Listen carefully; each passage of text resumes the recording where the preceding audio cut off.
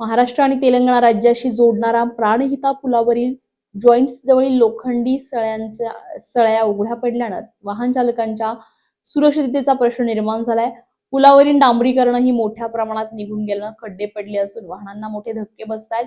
यामुळे वाहनांचे टायर फुटण्याबरोबरच गंभीर अपघात होण्याची शक्यता वाढलेली आहे। 3 राज्यातील नागरिकांसाठी महत्त्वाच्या असलेल्या या पुलाची तातडीने दुरुस्ती करावी अशी मागणी होते। प्रशासनाने दुर्लक्ष केल्यास तीव्र आंदोलन छेडण्यात येईल असा इशारा भाजपचे जिल्हा उपाध्यक्ष शंकर नरहरी यांनी दिलाय। यावेळी रमेश मुंगीवार, नागेश ताडबाईना, राजू रंगुवार, सदनपू आणि भारतीय जनता पक्षाचे कार्यकर्ते व प्रवासी करणारे नागरिक मोठ्या संख्येने उपस्थित होते। छत्तीसगड महाराष्ट्राला जोडणारा प्राणहिता नदीवर मोठा पूल काही वर्षापूर्वी बांधण्यात आला आहे। मात्र त्या पुलावर भेगा पडलेल्या आहेत, काही ठिकाणी सडाके निघलेले आहेत आणि ते लवकरात लवकर दुरुस्त करावी अशी मागणी करत भारतीय जनता पक्षाचे काही कार्यकर्ते आहेत, त्यांच्याशी आपण सविस्तर बोलूया। हा जो प्राणहिता ब्रिज आहे, छत्तीसगडहून प्रवासी येत राहतात आणि आपला तेलंगणा महाराष्ट्राची भेटीगाठी हे नेहमी चालूच राहते। काही दवाखान्या कामासाठी, इमर्जन्सी कोणत्याही आपल्याला कामासाठी यायचे असेल तर तेलंगणाला आपल्याला इकडूनच एक रस्ता आहे।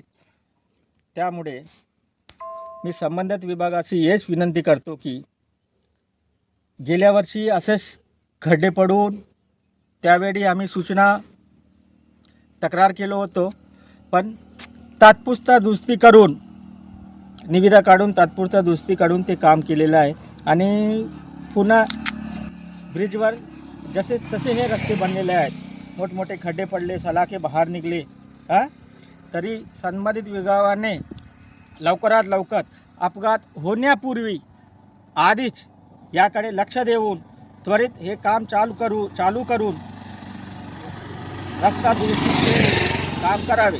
अन्यथा सिरोंचा भाजपा शाखाकडून यावर तहसीलदार कार्यालयासमोर संबंधित